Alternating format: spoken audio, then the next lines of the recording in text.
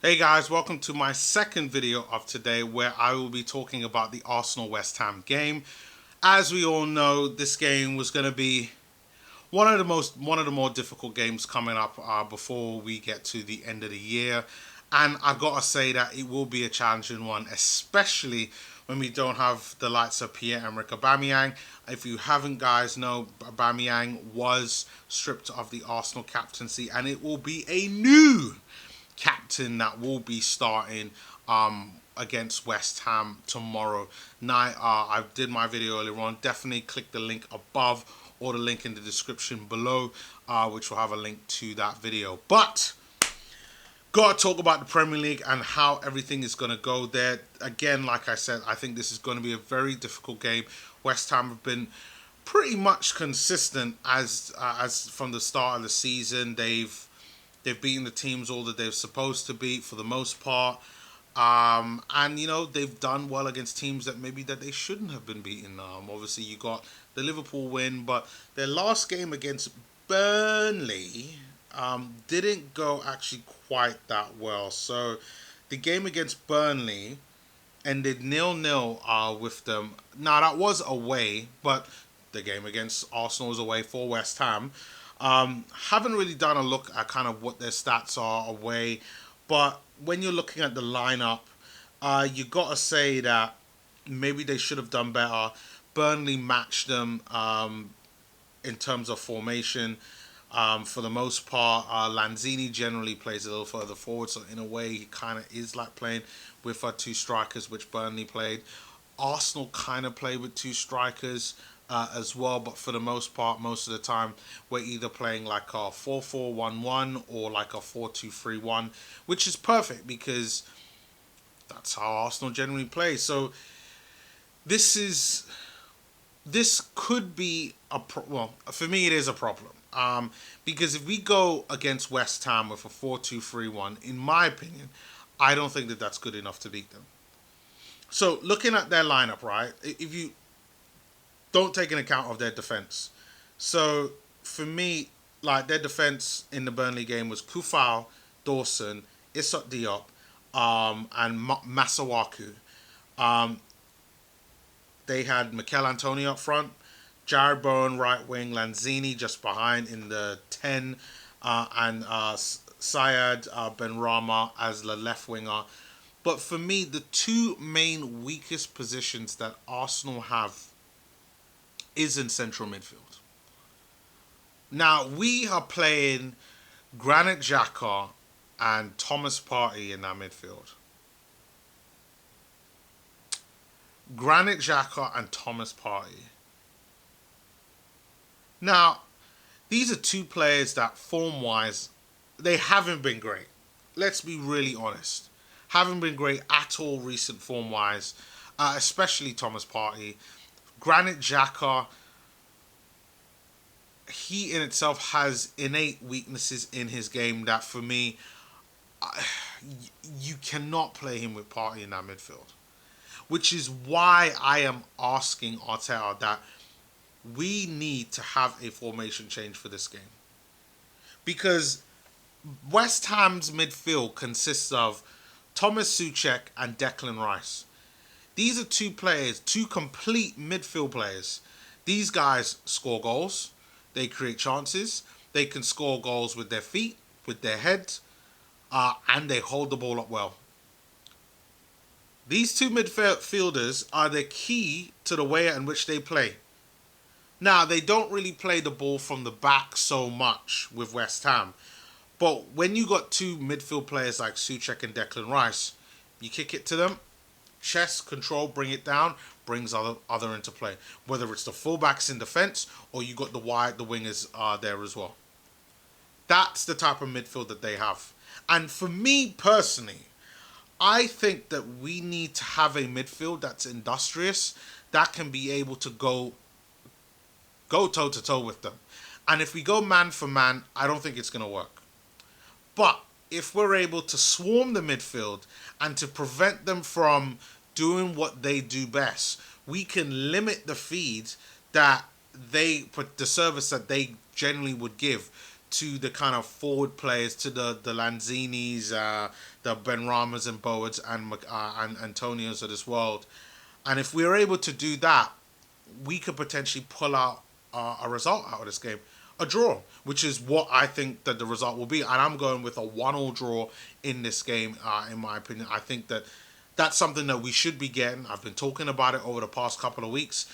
If Arsenal beat the teams that they're supposed to beat, draw against the teams that they're kind of competing with, and then obviously the top 4 teams from last season, for me, I put those as losses home and away. I expect nothing out of those games. So if you get something out of them, great. But teams like West Ham, who we're competing up against, we got to get something. Like this is going to be a tough game, and if you're looking at on form, recent form, you got to say that like West Ham look like they're the better side. But I'm on the hope that Arsenal could be able to get a draw out of this. I don't think it's too far away from them to be able to get a draw. When you look at the players that that we have, I think that we could do something, but we definitely have to be a bit clever, and Arteta definitely has to change the tactics. If we play a 4-2-3-1, I don't think we're gonna make it unless West Ham just don't show up, unless the whole Europa League stuff is gotten to them and they just don't perform. So for me, that has to be it has to be a formation change. So I was looking at how we played like Saturday, for instance, and so against Southampton, we've had the biggest win that we've had this season. We had goals from Lacazette, Martin Odegaard, and Gabriel Magalhaes. I'm sorry to my Brazilians, I know I'm pronouncing that wrong, but we played with a 4-4-1-1, which I know there's a tendency to go up and just kind of stick with that, but like I said, in this game, we do need to tweak that slightly. I personally would go with a 4-5-1 within that midfield. And I know Odegaard scored in the last game, but I think that for me, you need another central midfield player to help deal with, help to provide lots of 2-on-1 situations against Souček and against Declan Rice, in my opinion. So I actually would go with a 4-5-1. I'd bring off Odegaard and put Maitland-Niles in there for me, in my opinion. What I also think that we potentially could do is maybe bring on Tavares to add with some width. But I think what should be done is maybe keep Tierney there for the defensive solidity and just let Martinelli just run wild and rampant. And then maybe in the second half, kind of make the change and put maybe Tavares on and maybe someone that's a little bit more defensive minded, or maybe, you know what, have Xhaka go at left back. He did that for a little while now.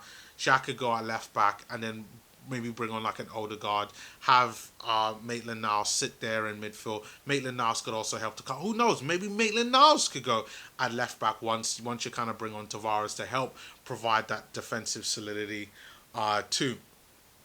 And I think if we do something like that, then we can be able to kind of, I think, be competitive in this game. But we have to boss the midfield. That is key in this game.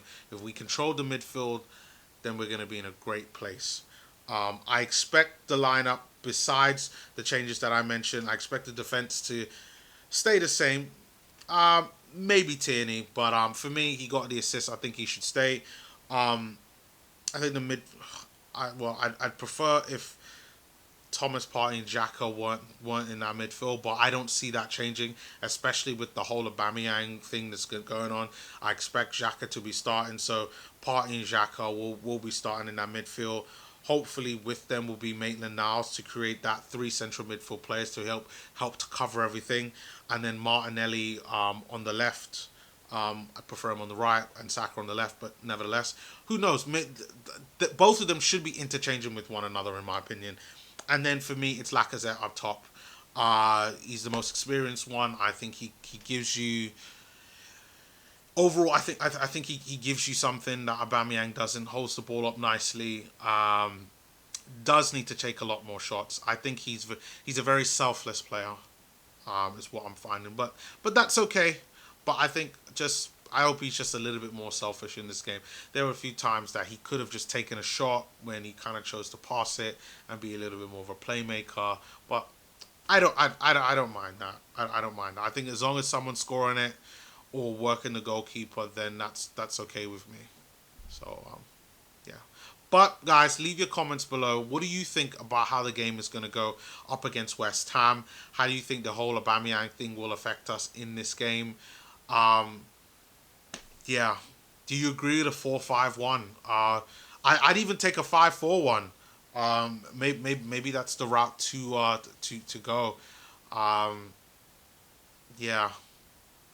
Yeah, maybe a 5-4-1 is the best way to go, with kind of Gabriel in the middle, Tierney as your left-sided centre back, Ben White as your right-sided centre back, and Gabriel being the one in the middle to kind of deal with everything, and then you could still have Nuno Tavares. You could still have Nuno Tavares there as your left back, and then obviously the four in midfield. But for me, I prefer the 4-5-1 because then you're directly dealing with Souček and Declan Rice. But yeah, that's my thoughts about it. Do leave your comments below on your thoughts on how you think the West Ham game will go. Again, I'm going with a 1-1 draw between the two.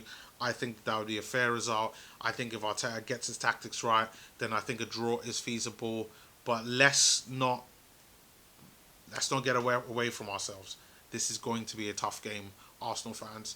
And, we just got to put in the work, do everything that's needed, don't get distracted, and really just take our chances in the game. And I think we could get something overall. So, guys, thank you once again for your thoughts. Thank you for watching this. Please do remember to comment, like, and subscribe. And I'll see you all on my next video, which will be tomorrow after the game. And then, yeah, hopefully we're talking about an Arsenal draw or maybe even better, a win. But until then, see you tomorrow.